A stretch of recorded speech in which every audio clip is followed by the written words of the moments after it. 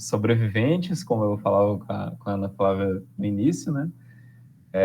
Os meus parabéns de verdade, assim, eu espero que tenha sido cada apresentação, cada aula, com cada dinâmica de cada professor tenha sido muito frutuosa. E uma coisa especial que eu gostaria de pontuar para vocês antes da gente ir para a nossa aula final. Assim, não se limitem a isso no catecismo. O catecismo, eu ouso dizer que ele é como a Sagrada Escritura. A cada vez que a gente abrir ele em algum ponto, né, bem específico, em algum parágrafo específico, a gente vai conseguir tirar coisas novas dele ali, no sentido de uma interpretação mais profunda, de até mesmo uma certa meditação, e até mesmo de usar ele como um auxiliar para consulta, né, não só de outros documentos, mas até mesmo de, enfim, um alimento sólido mesmo com relação à fé.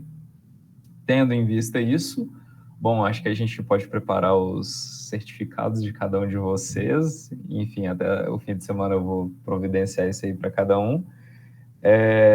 E congratular mesmo, de verdade, né? Os parabéns aí a cada um que venceram essa etapa.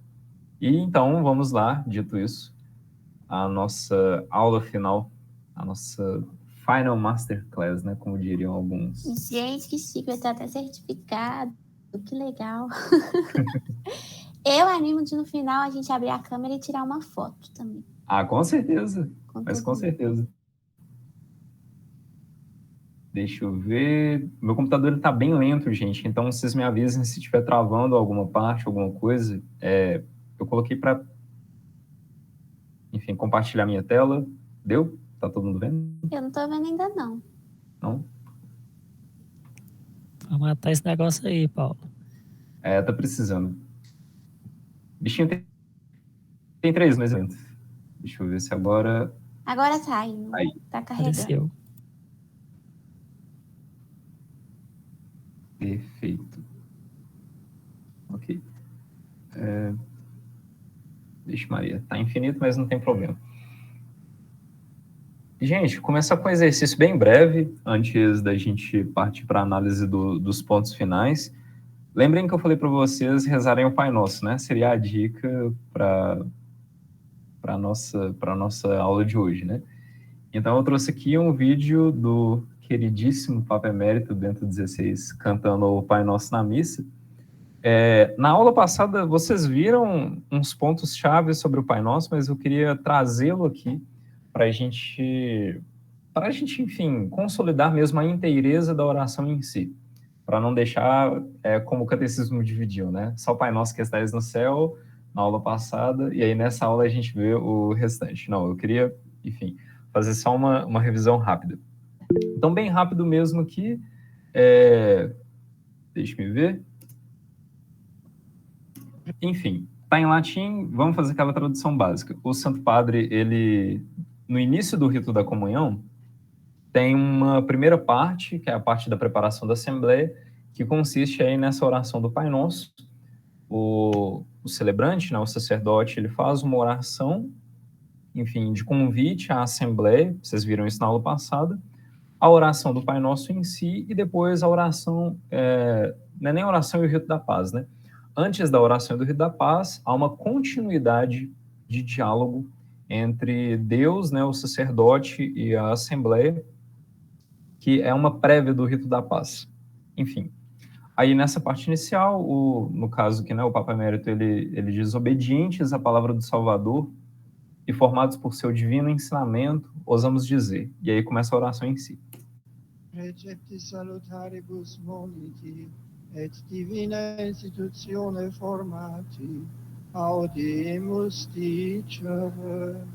Pater noster, qui es in celis, sanctificetur nomen tuum, adveniat regnum tuum, fiat voluntas tua, sicut in cielo et in terra. Pane nostrum quotidianum da nobis hodie, et dimitte nobis debita nostra, sicut et Spiritibus, et Spiritus nostris, et nos inducas in tentationem, sed libera-nos a mal. Beleza. E a oração não acaba aqui ainda. Então, só para traduzir para vocês entenderem melhor. Aí, o Santo Padre, ele continua aquele diálogo que eu falei, né? Entre aqui o sacerdote, ele reza a Deus, fazendo o papel, né? Enfim, na pessoa de Cristo como pontífice. Entre a Assembleia, que está oferecendo aquele sacrifício junto com ele, e ele que está, enfim, espiando, não espiando, né, a palavra certa, né? Mas oferecendo, de fato, o sacrifício a Deus, que no caso é o sacrifício rememorado da cruz.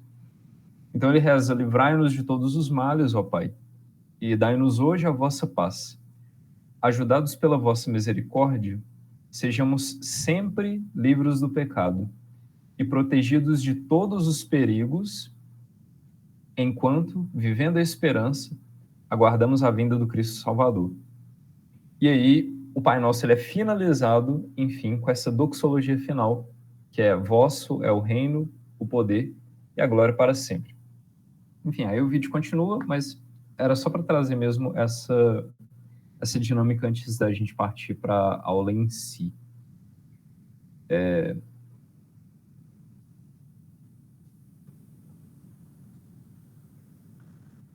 Vamos lá. Esse artigo 3º do Catecismo, dessa parte final, né, é chamado de Os Sete Pedidos, porque é exatamente aquilo que vocês viram na aula passada a respeito da oração perfeita. São Tomás de Aquino, ele chega a falar que o Pai Nosso, ele é a oração perfeita, porque esses 7 pedidos, eles são 7 pedidos perfeitos. E, claro, não só São Tomás, mas o próprio Magistério da Igreja, ele diz a respeito disso, quais que são esses 7 pedidos, por que eles podem ser divididos aí entre 3 pedidos voltados a Deus e 4 pedidos voltados a nós mesmos, né, pessoalmente, enfim. Mas, enfim, vamos lá. É mesmo só para fazer uma breve introdução para vocês, para ir situando cada um com relação à oração do Pai Nosso em si, porque ela é chamada de oração do Senhor, a oração perfeita, São Tomás de Aquino, e a gente vai destrinchando aí com base nos pontos do catecismo, esses pontos finais, cada especificidade aí mesmo. Então, em nome do Pai, do Filho e do Espírito Santo. Amém. Meu Senhor e meu Deus, creio firmemente que estás aqui, que me vês, que me ouves. Adoro-te com profunda reverência. Peço-te perdão dos meus pecados e graça para fazer com fruto este tempo de estudo. Minha Mãe Imaculada, São José, meu Pai e Senhor, meu anjo da guarda, intercedei por mim. Santa Teresa de Ávila, rogai por nós. Ok. A oração do Senhor, né, comumente chamada de Pai Nosso, ela é dividida nesses aspectos aqui um pouco centrais, digamos, né? Deixa eu pegar aqui o laserzinho.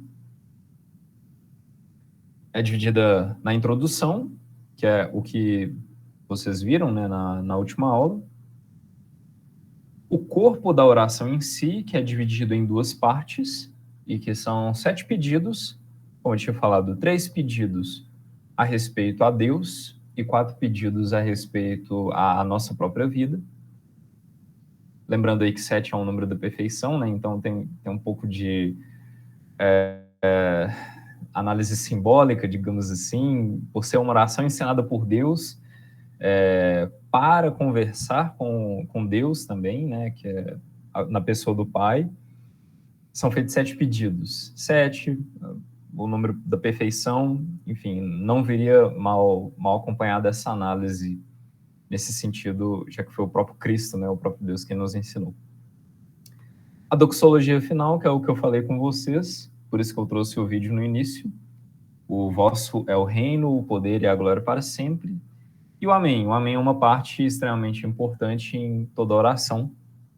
É sempre bom a gente relembrar esse aspecto, né? O amém, ele não está ali jogado só para, como se fosse enfim, um contraponto, algo para concluir. Ele tem um significado muito forte a respeito de cada oração que a gente finaliza, né, com amém.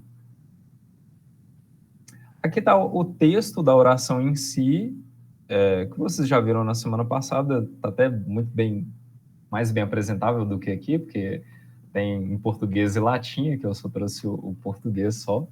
Mas aqui para mostrar para vocês essa divisão aqui, certinho. Então, falando de introdução, a gente tem o Pai Nosso, que estais nos céus. As duas partes com 7 pedidos, elas são essas 3 linhas aqui, mais essas 4 linhas aqui. Então, o santificado seja o vosso nome, venha a nós o vosso reino, seja feita a vossa vontade, assim na terra como no céu.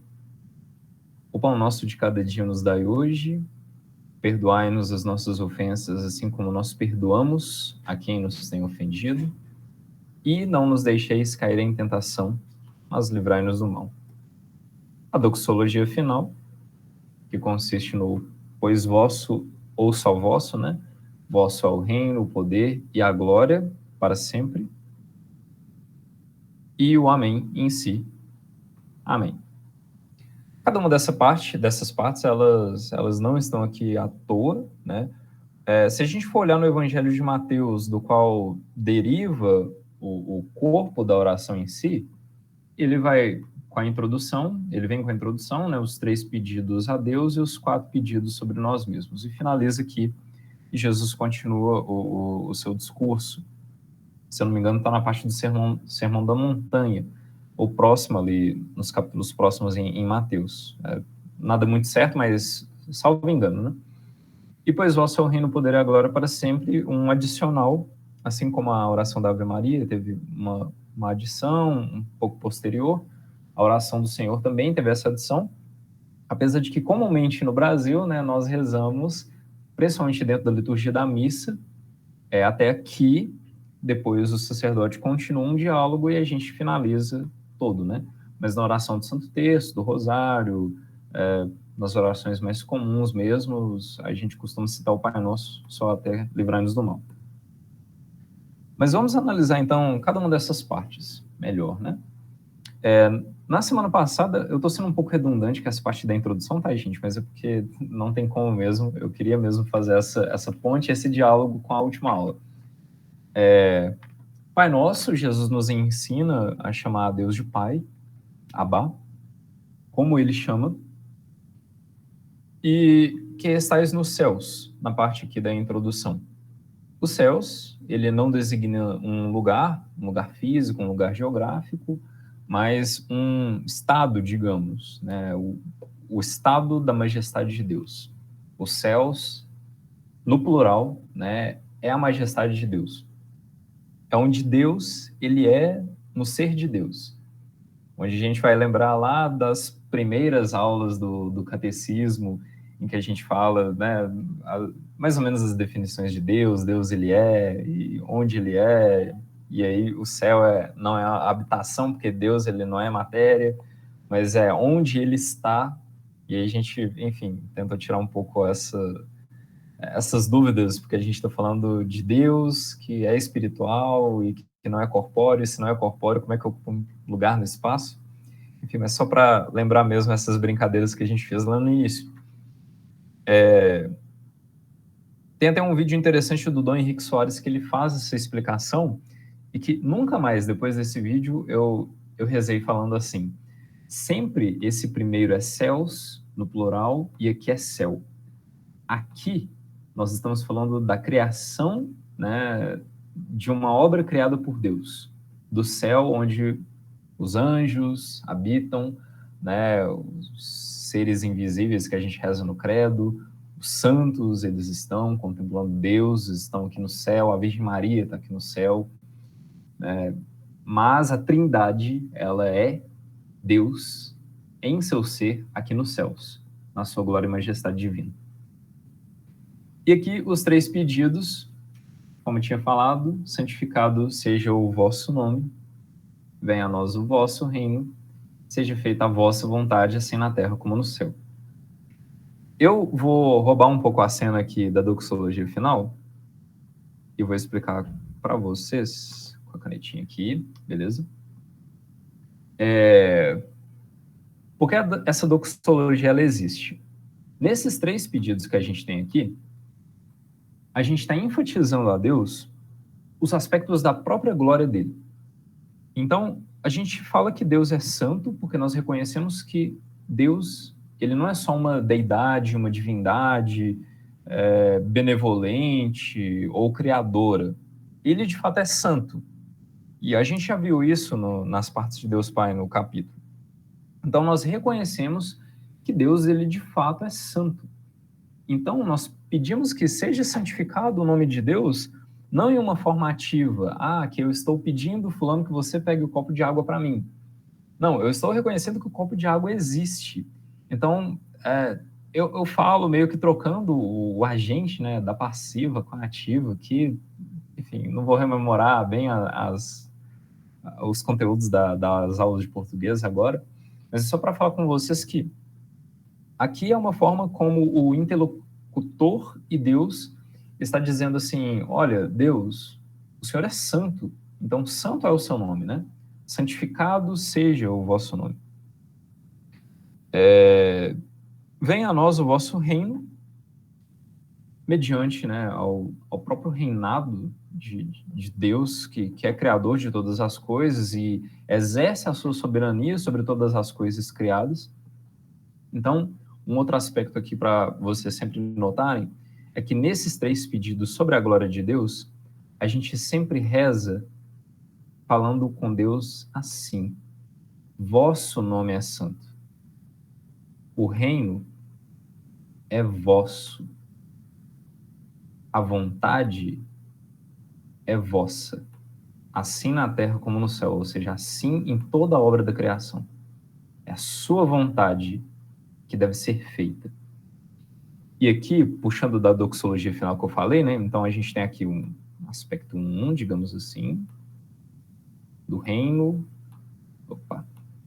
do poder e da glória. O para sempre é só para enfatizar mesmo que é pela eternidade, porque Deus é eterno. Então, o reino já está linkado aqui. Então nós temos esse primeiro aqui. Beleza? O nome do Senhor é santo, o que invoca aqui a sua glória.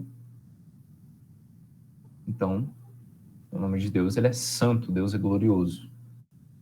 E a vontade totalmente conjugada com o poder de Deus, do qual Deus é todo-poderoso e as coisas que Deus quer fazer, que elas sejam feitas. É a palavra final de Deus. Então, que ela seja feita na terra como no céu. Deixa eu me ver aqui, estou esquecendo alguma coisa. Nessa questão da vontade também, ela ajuda a cada um de nós que estamos rezando a Deus para que nós pedimos, né, com um coração muito sincero, olha, Senhor, eu ainda estou em um processo de aceitar a vossa vontade, mas ajude-me a fazer o que agrada ao Pai. Ajude-me a fazer o que te agrada. Por isso que nós rezamos com confiança, né, pedindo mesmo que a vontade de Deus é que seja feita. E é tão difícil a gente rezar para que a vontade de Deus seja feita, porque é uma oração absurdamente sincera. E a gente tem receio de fazer esse tipo de oração sincera. Porque, veja bem, se a gente tivesse um espírito desprendido, e o que seria o ideal, né?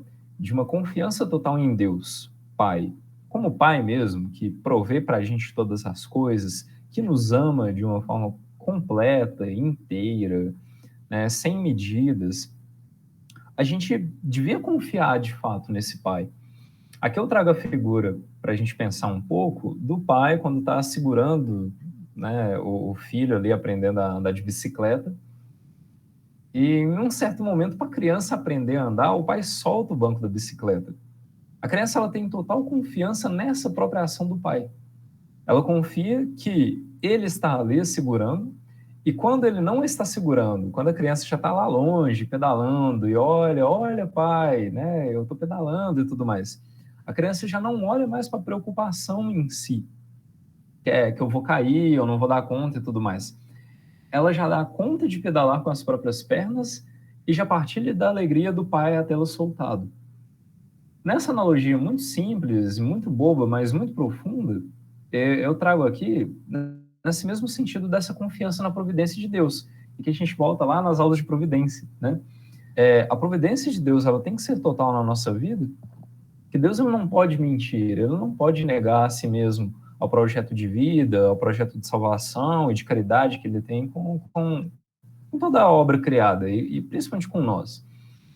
Então, o ideal seria que a gente tivesse uma total confiança nesses projetos de Deus. Né? Por isso que nós rezamos com total confiança, né? Ou pedimos a Deus para termos essa confiança total na vontade dele, que seja feito o que ele queira, na terra como no céu. Né? Ganhar na Mega Sena, ter 500 filhos ou nenhum filho, isso está nos planos de Deus e não cabe a mim. Eu estou apenas aberto a que seja feito o que Deus queira de mim. Nesse sentido. E deixa eu ver se dá para limpar um pouco essa bagunça que eu fiz aqui. Ah, tá, dá sim. Ótimo. E aqui, só para introduzi-los, isso aqui é uma breve introdução, tá, gente? A gente vai ver ainda um pouco mais aprofundado nos próximos slides esses pontos melhores. A parte do pedido dos nossos desejos, ela se consiste em 4. E são 4 pedidos ideais. Todo homem ele necessita disso aqui que é pedido. A começar pelo primeiro, quando nós falamos o pão nosso. E aqui eu trago, enfim, uma perspectiva para a gente perceber. Aqui nós rezávamos a Deus, né? No sentido do vosso nome. Aqui a gente reza para a gente. E para a gente num sentido plural, né? Nunca no singular.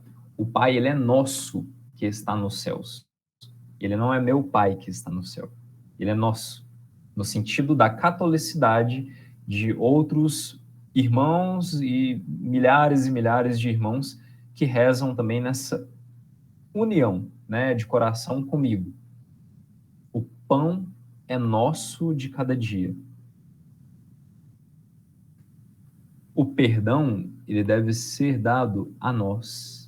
Por isso nós dizemos perdoai-nos, assim como nós perdoamos.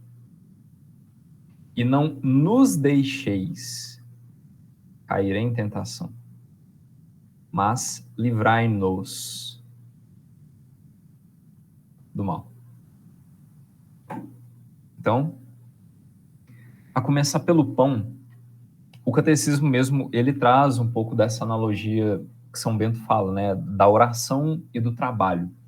Então, ora e labora, o pão é nosso.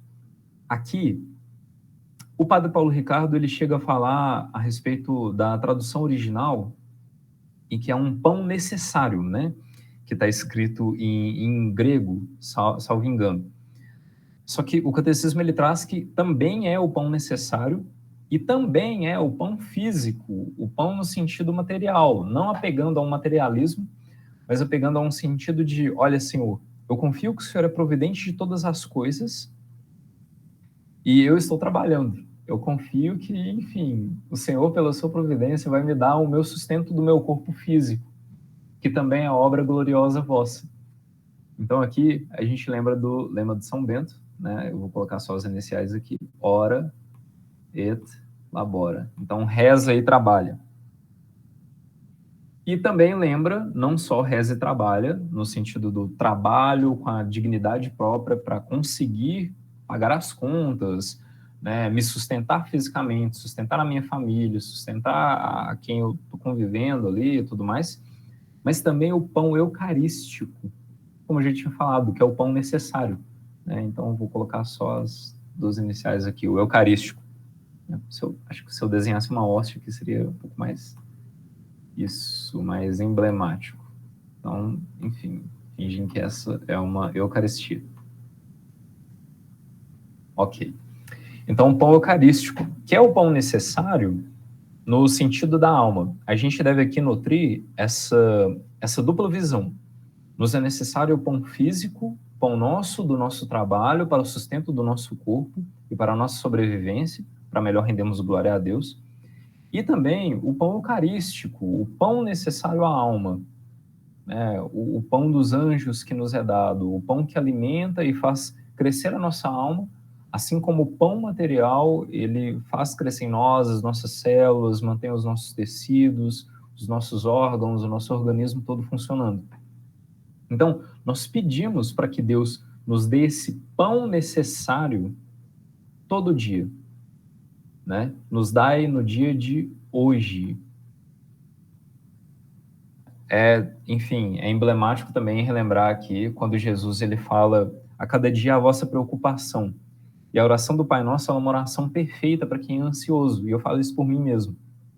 É uma oração muito centrada, com as raízes muito firmes no hoje, no cotidiano, que é onde eu estou vivendo, que é onde Deus quer de mim alguma ação, alguma resposta, e é onde Deus quer que eu reze pelas minhas necessidades, né, e pelas necessidades dos outros. Então, que o pão cotidiano, o pão eucarístico, né, o pão necessário, ele seja me dado hoje, né, no sentido de uma total confiança na providência de Deus a me dar tanto o pão que me sustenta fisicamente, quanto o pão que me sustenta de forma espiritual. O próximo pedido, perdoai-nos as nossas ofensas. Assim, eu vou enfatizar esta colocação, essa palavrinha mágica aqui, assim como nós perdoamos a quem nos tem ofendido. Então, a gente deve tomar muito cuidado com relação aos pesos e as medidas das orações que a gente faz, sobretudo a oração do Pai Nosso. Porque se eu não sou capaz de perdoar as pessoas que me ofendem, Deus, pela ação que eu estou dizendo aqui, eu estou enfatizando isso aqui, se eu não sou capaz de perdoar, se eu tenho mágoa de, sei lá, de N pessoas e tudo, eu estou permitindo que Deus não me perdoe, porque eu não sou capaz de perdoar.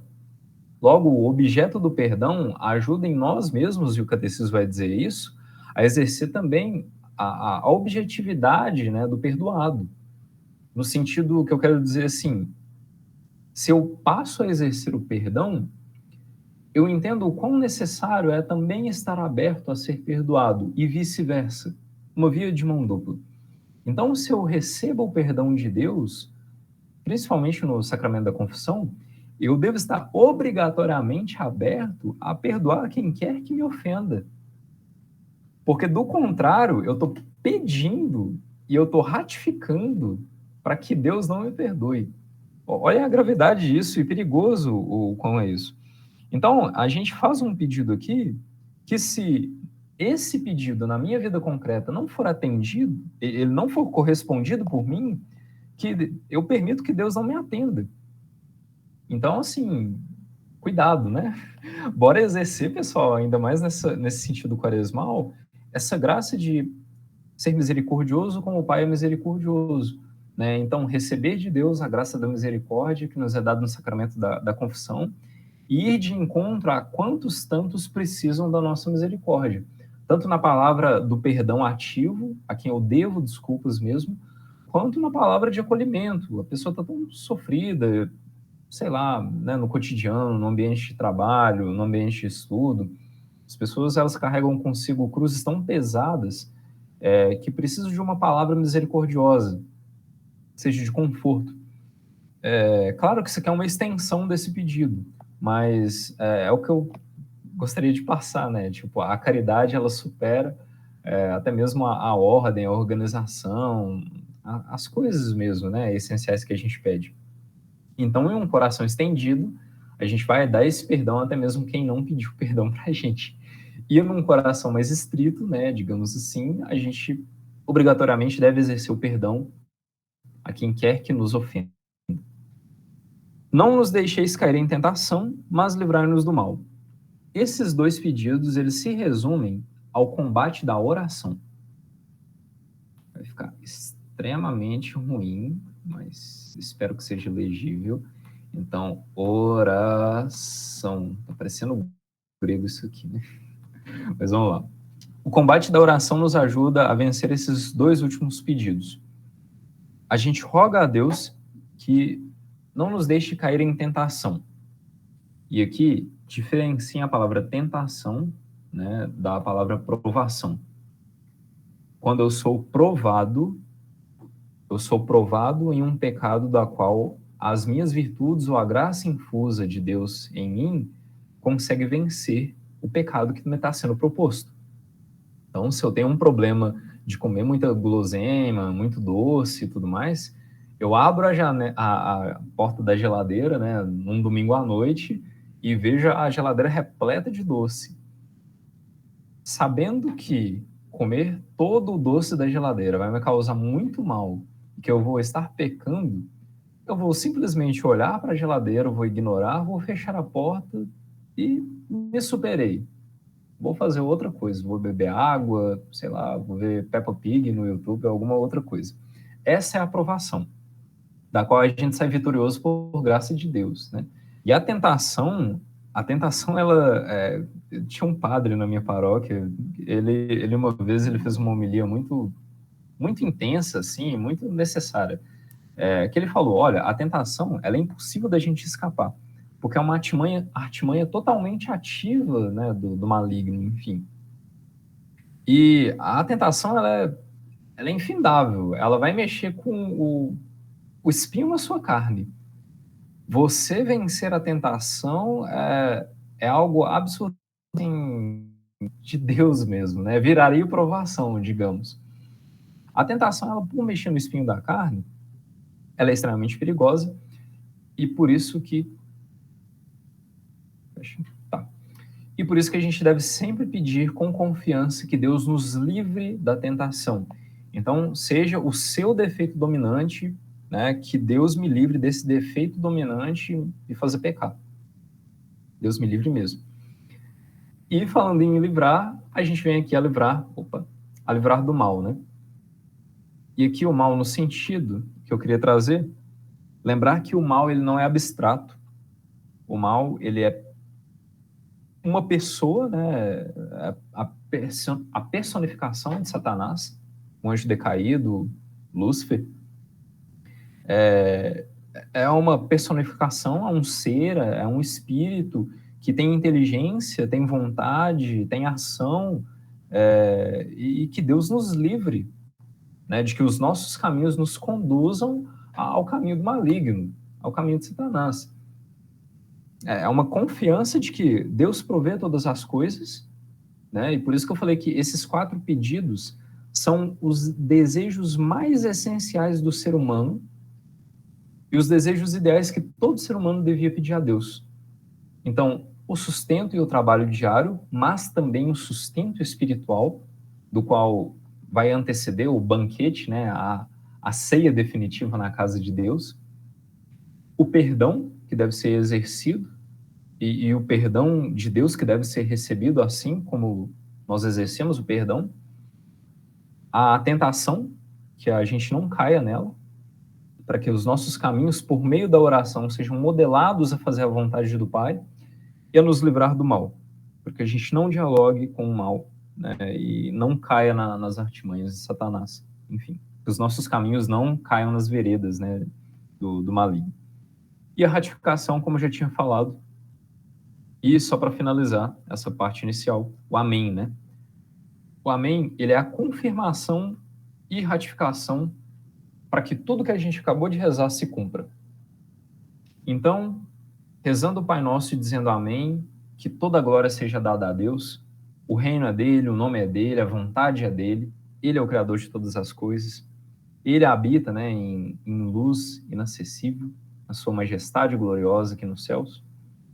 A gente pede sobre as nossas necessidades cotidianas, do hoje, e a gente ratifica que, de fato, é Ele quem detém, né, todo o reino, todo o poder e toda a glória para sempre.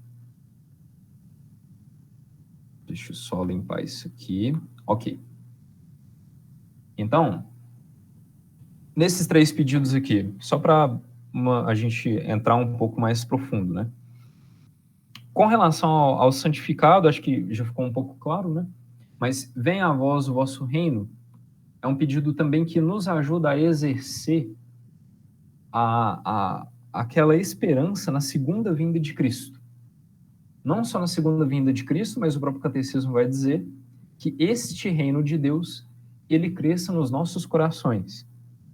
Que a gente reza também no sentido de pedir que o reino de Deus ele cresça, né, em toda a humanidade, em toda a extensão, mas também que ele cresça dentro de mim.